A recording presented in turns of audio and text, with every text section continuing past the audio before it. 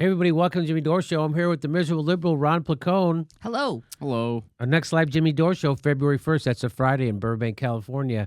Go to jimmydoorecomedy.com for a link for tickets. Guess what? The boss, Bruce Springsteen, he warns Democrats, find someone with a vision for America's working class. You know, someone like Joe Biden, maybe. Good old Uncle Joe. He has a vision for the working class. They're just all unemployed in his vision. Yeah. That's the vision Joe has. How about Cory Booker? Send all the blue-collar people to a big charter school in the sky. In a recent interview with the Sunday Times of London and with Esquire magazine, Springsteen laid out a case for how much Democrats continue to be disconnected from the kinds of voters they once embraced, the sorts of paid-by-the-hour, punch-the-clock workers who labor in factories and other middle-class jobs. Springsteen says none of the prospective Democratic candidates seem to know how to speak to working-class voters. No, really? No kidding, says... Now, there's a guy who's been a millionaire since, 1980. Yeah. So about 38 years. Mm-hmm. And he can see the Democrats are out of touch with the working class. Guy was a four-decade millionaire. Even he can see it. As if that's not damning enough, Springsteen went on to point out that you need someone who can speak some of the same language, but Democrats don't have an obvious effective presidential candidate. No, well, Bernie Sanders, but he's not a real Democrat. Is that what he keeps talking? Is that what he's hinting? Or I think so, yeah. I mean, Springsteen's always been on, the right side of things. He's pretty good about that stuff, and here he is, a rich guy, but still gets it. I mean, seriously, the Democrats still don't have an obvious, effective presidential candidate when you've had Donald Trump. No kidding. What a huge failure of a party the Democrats are. It's because they don't have a message. Well, Chuck Schumer's message right now is not Medicare for all. Mm-hmm. That's his message. His message right now is we're going to fund the border wall a little bit less. That's their message. The border wall, it's wrong, it's racist, it's horrible, and we're only going to fund it maybe to the tune of $1 to $2 billion. Maybe $3 billion, but not a nickel more. So you're willing to negotiate on that? I don't want to talk about that here. So Bruce goes on, he says a lot of what's going on has been a large group of people frightened by the changing face of the nation. There seems to be an awful lot to fear. Yeah, you know what I fear is the lack of health care. That's what I fear. You know what those 30 million Americans who don't have health care fear? Getting sick and losing everything. I also fear endless war. How about that? There's a lot to fear. I fear my water catching on fire if they put a fracking well in next to my house. I bet you if I was African American, I would worry about cops shooting me in the street without fear of any prosecution. The fear is grounded in pain. The pain at the loss of jobs, the collapse of communities, and the empty feeling that the American dream has faded. Faded? Faded? Yeah, faded out. Faded out. It's and not by just empty feeling, they mean accurate observation. Yeah. Mm-hmm. I don't know if there's a way to really bring those jobs back, and I think that's what's causing so much anxiety to so many Americans. Yeah, we could never have a jobs program. Jesus Christ. Richest country in the world, and its people are frickin' treading water. The founding fathers were pretty good at confronting their fears and the fears of the country. And it's the old cliche, we're genius, and it's the old cliche, they were geniuses who built the system so an idiot could run it. We are completely testing that theory at this very moment. I do believe we'll survive Trump, but I don't know if I see a unifying figure on the horizon, and that worries me. Yeah, worries a lot of us there, boss. Yeah. We had a unifying figure. We did. It His was called name's Bernie Sanders. People on the right said they'd vote for him. People on the left will vote for him. To me, that's a unifying candidate. But they're still pretending that he's not popular with minorities, even though he's the most popular guy. They're still doing that.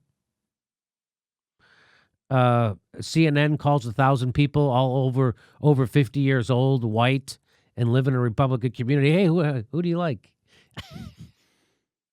That's their polls. Anyway, there you go. Bruce Springsteen sees the problem. Even he can see through it. You know who doesn't see it?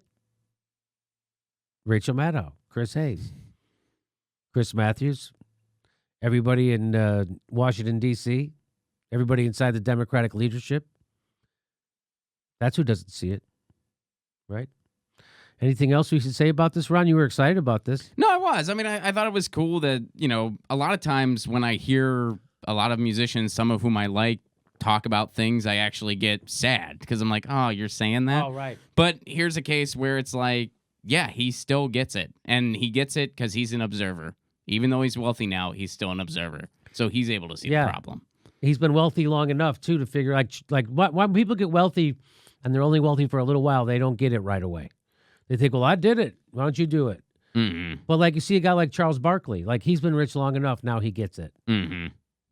He's like, oh, yeah, the system's stacked against people like me, except I was able to play basketball. And if I wasn't, I'd be screwed. So he gets it. He sees how the system's, he still gets money. He doesn't even need it. And there's people who need it and they get screwed over. He sees that happening. And so does Bruce Springsteen. So yeah, it's good. That is something when a celebrity actually gets it right. It's very comforting because they almost always get it wrong. Yeah. Yeah, Andy's a guy who's done stuff. I mean, he still does stuff for the food banks in his communities and stuff like that, and funds for him on his he tours. was, he was supposed to be the real blue collar kind of a musician, right? He was that no frills rock and roll, right? Mm-hmm. He wasn't. He was in the age of hair bands. They used to call him, right? Yeah. Well, at first it was like he was going to be the next Dylan, and then it was just E Street Band was just such a prominent force that he became that guy, and he was just his own thing. Yeah. I mean, I'm a fan, obviously, so but my bias. But he did keep it real in an age of, the heavy metal hair bands and Kiss and pyrotechnic, all that. He didn't do any of that stuff. That's true. He just kept it real about the performance and the music and the meaning, and he would put on a 3-hour show. Yeah, he still does. I don't know how you do that. It's. I mean, last time I saw him was 2009, so it's been a hot minute. But yeah, it was a 3.5-hour show. Then. I know. I saw him at the Duck Pond. He did a real long time, and he was all sweated up by the end of it. That's a lot of work. Mm-hmm. That's a lot of work. But let me tell you, seeing music in a room full of white people, still very unfulfilling. White people listening to music together, just not fun. We need black people. You need some color in there to get people relaxed and loosening up. Do you ever see white people? Here's white people listening to a Bob Dylan concert. I told you that story. I went to a Bob Dylan concert, and there were people on the floor, and Bob Dylan was playing a song, and they started to dance. So some people stood up, and a lot of people didn't. They just kept, and they literally. So those were the rich people on the floor. So the rich people went and got the ushers to come tell the people who were standing up dancing to stop dancing at a concert. That's a bummer. And they did it. And by the way, all the ushers were black guys. So it was at first I thought they were just embarrassed, telling the white people, "Stop it." Stop it. What are you guys doing? You're listening to Bob Dylan. You look horrible. Stop dancing. But they weren't. They were doing it because they were told to by the other people. That's it. Remember, you weren't. Anyway. All right. There you go. Democrats still out of touch. Even a 4-decade millionaire knows. Our next live Jimmy Dore show is February 1st in Burbank, California. Go to jimmydorcomedy.com for a list of all our live shows, and please become a premium member if you can. Become a patron. It's the way we support this show because they're coming at us, and we give you bonus. We give you hours of bonus material every week. Check it out. Become a patron. And if you can, make sure you're still subscribed. They unsubscribe people every day. I know it sounds crazy. It only takes a second. Please make sure and click that bell when you subscribe so they'll send you a notice when we drop a video. Thanks for your support.